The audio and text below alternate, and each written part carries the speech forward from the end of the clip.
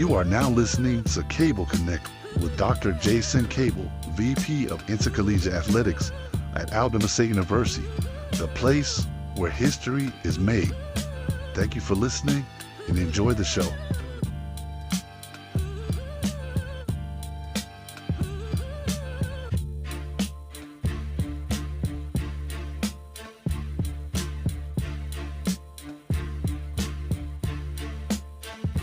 Good evening and welcome to the 9th episode of the Cable Connect. Today I have a special guest with me, a Montgomery native that's taking our golf program to new heights, PGA professional, has a well-rounded experience in the golf landscape, not only at the collegiate level, but at the professional level. Welcome to the Cable Connect, Coach Quincy Heard. Thank you so much, Dr. Cable. So Coach Heard came here 3 years ago? 5. It's been 5. 5 years. Yep, Yeah. because when I got here, you were already on the ground with your feet moving the program. And so we have seen multi-championships under your tenure. Most recently, our women won the SWAC championship. And so it's been a journey. And so you are a Montgomery native, left for some time and came back. And so want to dig into just your transition. We talk a little bit here and there about the challenges coming up in the golf world, getting to the highest level as it relates to being a PGA professional. So let's start there. Talk about your time here in Montgomery, leaving and coming back, and then taking off in the golf world. You know, growing up here in Ridgecrest, I had the privilege of my mom being an educator. Mm-hmm. So she made sure I was in a great education environment. And I studied where she was teaching for a long time, and then ended up at Cloverdale Junior High and graduated from Jeff Davis. And at the time, golf was not even on the radar. It was something that I think when I was 10 years old, I saw my first golf course in the summertime, and it struck me as odd because the golf course was lush green in the middle of the summer, mm-hmm. and the park and the yards that I played in growing up were always brown in the summer. Mm-hmm. And so having that first exposure was something that was of a curiosity. And then I went to school at Auburn and then left there to go into the United States Navy, which put me in Portland, Oregon. Mm-hmm. And I decided I loved it so much. It's still to this day probably one of the most beautiful places I've ever seen. Mm. And I stayed there for 30 plus years. And when time goes on and parents get older, you start looking at ways, how can I support them? And the true plan, the ultimate plan had it in for me to be able to come back to Alabama State and support my family, but also do something for my hometown with the game that I absolutely love. Okay. And so coming back, never really been in the college space as a coach. And so there was a transition there.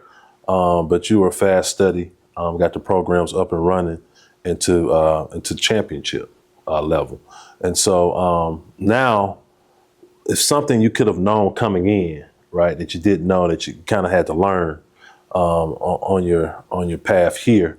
What would that be? That's a very good question. I think recruiting-wise, key things to look for with young people, mm-hmm. and then just how to create a program that makes them want to do more than what is required, mm-hmm. Or some of the things I wish I'd had early in my career. Being a college coach, discovering it at the time that I did, it was like, man, if I had done this from the beginning of my golf career, mm-hmm. I'd love to see where that may have taken me. I get to choose my own clients and my students, mm-hmm. and kind of control the places that we play, whereas my experience in junior golf, it was always whomever came and was welcome is who I taught. Right. And so it's clear the transferable skills that you have from the PGA professional experience, owning your own business. You said you didn't get an opportunity to select your clients, but being able to solicit clients and having them believe in you in terms of their teacher and business partner. And so what are those transferable skills that you see that kind of help speed up the process becoming a college coach and then winning championships? Well, especially talking with prospects and those that want to consider, I'm able to tell them, hey, other coaches can teach you how to play. I can teach you how to be a professional because I am one. And where you want to be, I'm already there. And so I can show you the path that I took, and you can choose to walk it or not. But that's something that I'm not going to get in most programs across the country. And we've been very fortunate here, especially with administrative support, to now have a staff where both of my assistant coaches are PGA professionals. And so we have 3 PGA professionals on our coaching staff here. And so I think we ranked in the top 5 in the nation in terms of the number of PGA professionals that we have on our staff, or maybe we're the only one. We're probably the only one. Yeah, we had 2. We were in the top 5, and then when we added another PGA professional, now it puts us. We're very unique. Like no one else has 3 PGA professionals on staff, and so that's kudos to you and your network and your staff that you brought in. And so we kind of dialed it back about 2 or 3 weeks ago in Birmingham. We won the SWAC championship, the second one in a row, one in Flowood, Mississippi last year, and then Birmingham this year, closer drive. So it didn't take that long to get the trophy back home. But talk a little bit about that experience and what kind of led up to the repeat. Our young ladies are the reason that we repeated. They've excelled in the classroom. They did everything that we asked of them as a coaching staff and beyond. And the beginning of the year, our goal is always to try to make it to nationals and win a national championship. And this is part of that process. And we had a great fall. The ladies picked up a win in North Carolina at the SAS championship, and just built on that momentum. And we didn't lose any focus. We had some freshmen that just really surprised us this year. And the ladies just pulled together. They love each other. They support each other, and they play for each other. Right. And you talk about the SAS championships. That's one of many tournaments that we have opportunity to participate in. And I think about the word exposure. We have the Hornet Invitational in Puerto Rico. It was in the second year, right? Yes. And we're looking forward to making it a third year. And then also the Masters. Our young ladies got an opportunity to experience the Masters in Augusta last year. So how important is exposure for our young ladies, golf-wise and just professional and experience-wise? Well, I think our student athletes are more accessible than most of them that we have on campus. We have unique events such as the SAS where we're interacting with these business leaders and corporate executives, sometimes full day or half day sessions where they get to spend networking time learning how to build their resumes, how to survive in the corporate world. And through those types of partnerships, we received an invitation through Grant Thornton that gave them an experience of a lifetime to go to the Masters.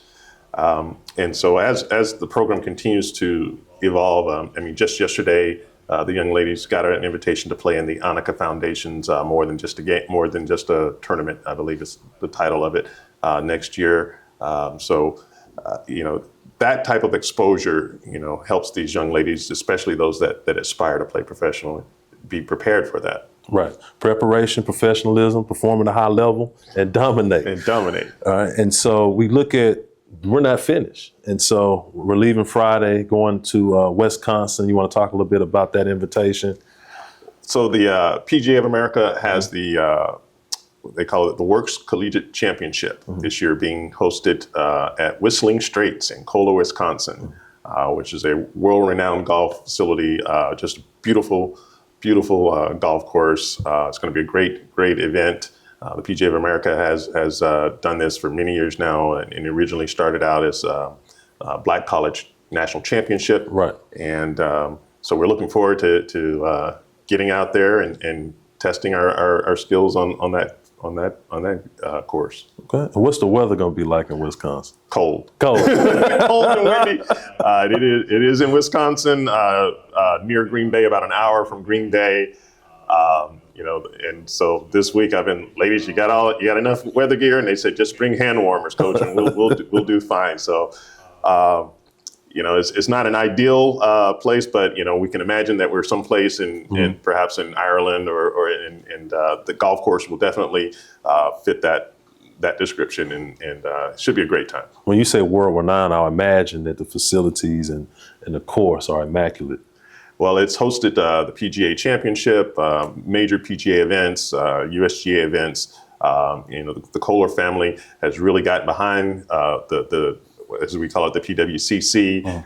So through their support, they are bringing in programs from all over the country to their facility to welcome them and provide an experience of a lifetime. Right.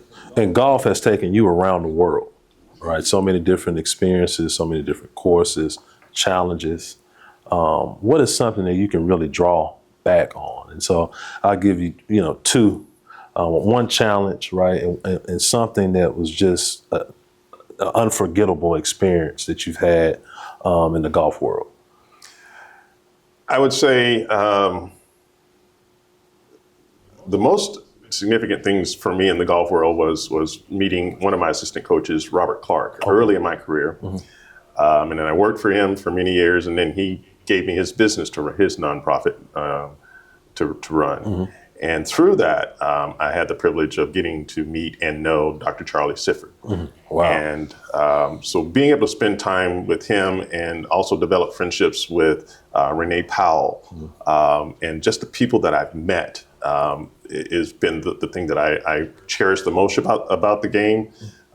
It allows me to kind of dip into all different kinds of circles, professional athletes, when they retired, what do they want to do? They want to play golf. Right. And so I get to see them at various events, entertainers. It's such a beautiful sport, as you've discovered. It can be addictive, right? And it'll challenge you because the game has taught me that everything that happens to me in my life is my responsibility. Right. It may not be because of anything I did directly, but I still have to deal with it. And, with golf, you call penalties on yourself. Right. You are responsible for everything that happens to you. And so taking that and sharing that with my young people, like, hey, in life, you're going to find yourself in situations that you felt like you did everything that you could. And you ended up in a place that you don't want to be, which is unfortunate, but you still got to deal with it. Right. So what are you going to do now? Right. So that speaks to the challenge. But more specifically, I know when you look at PGA professionals, a lot of them don't look like you, right? And so being able to break down the barriers and just having that resiliency, right, of having a goal and wanting to achieve that goal, I would assume it had to be a challenge coming through the ranks. Absolutely. There were many days I was discouraged by my own performance or by how someone treated me. But I know that the relationships that I had with Dr. Sifford, Dr. Powell, and Coach Clark helped prepare me for that, because the things that they had to endure in order for me to become a professional, I'm not sure if I could have done those things. And having the ability to talk with Dr. Powell a lot, oftentimes when I get discouraged and I say, okay, I don't know if I want to do this anymore, she'll say, hey, you can't quit. Right. And I'm not going to let you. And if you do, I'm going to hurt you. So right. Having those types of people in my life really just helped me deal with, yes, there's 30,000 PGA professionals and less than 300 that look like me. Right. But, what I can control is to create an environment where that doesn't matter, because the golf ball doesn't care. Right. It doesn't care where you come from. It doesn't care about how much money you make, what your parents do, any of that. You're going to get out of the game what you put into it. Right. It doesn't care how athletic you are, how big you are, how strong you are. Exactly. Those things can actually work against you, right? Yes. Yeah. Yeah. So you speak about that responsibility, which is big. And so something that I wanted to highlight is the facility, the golf facility. It's still a work in progress, but phased in, right? So a majority of the work is done. Looking forward to a grand opening in August. So talk a little bit about the state-of-the-art facility here on our campus. Wow, we have, through your support and administration, we're going to have a state-of-the-art golf facility, unlike many in this region. And with the representatives that I've been speaking with, they said there's not going to be a lot in the country like what we have. So we'll have a couple of simulators for the young people to practice on, about 1,000 square feet of putting surface. the players have an opportunity with the locker rooms, especially for our international students. They don't have to transport as much gear back and forth. We're just super excited because we don't lose any days of practice, and then we also have a great place for the young people to continue bonding and growing together. Right, and so I was just amazed by the renderings, and see it, coming to fruition is definitely pleasing, because not only is golf, right, it's for our golf program, but just the opportunities that exist, for usage and just becoming more connected with the game of golf through relationships and just opportunities to learn. And it also gives us an opportunity to invite young people to our campus. Right. Once it's finished, we will have many junior camps and some things for adults as well, but to share the game with the community of Montgomery. And there's some limited opportunities public-wise, but I think as far as an introduction or a soft way to kind of get into the game, I think we can help facilitate that. And as PGA professionals, that's part of our charge, is to grow the game of golf. And myself and my staff, before coming here, that's what we excelled in. So we're looking forward to that, once the facility is completed. That's great. Looking forward to those opportunities. And as we kind of close the interview, want to talk about some of the fun stuff, right? And so, favorite meal before a round of golf? Wow. For me, when I'm playing, I love to have a pasta dish. And it's either going to be Italian or Thai. And then if I do have a dessert, it'll be a tiramisu. Oh, wow.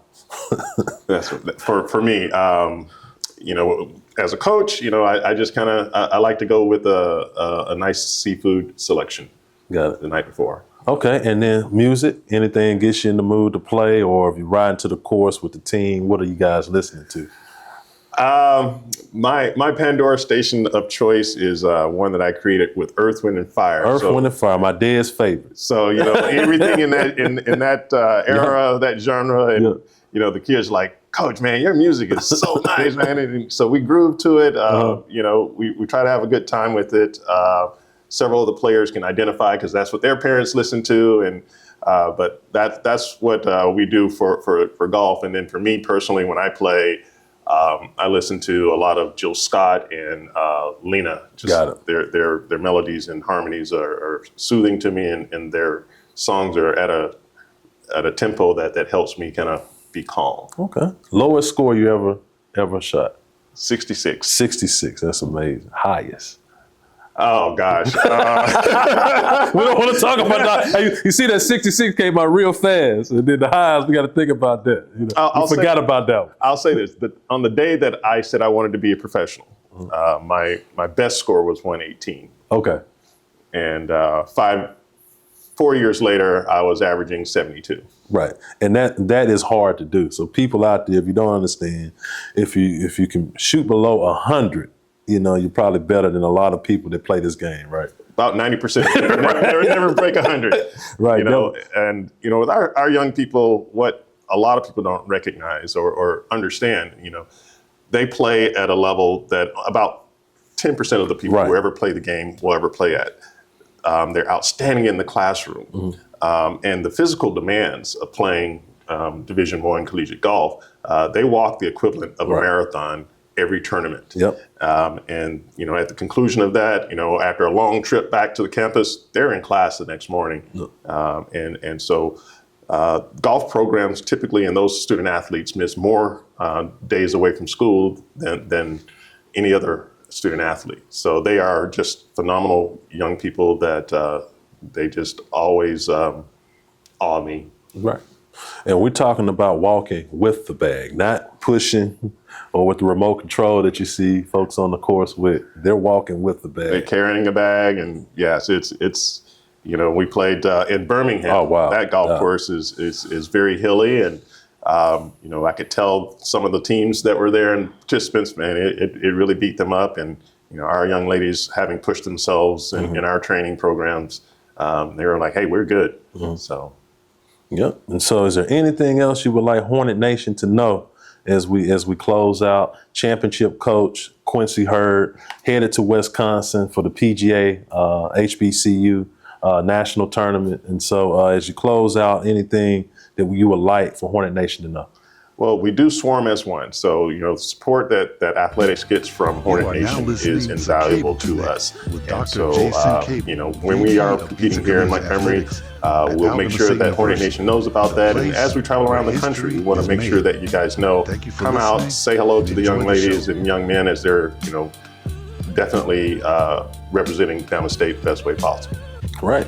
Continue to support. Thank you for joining in on the Cable Connect. See you next week.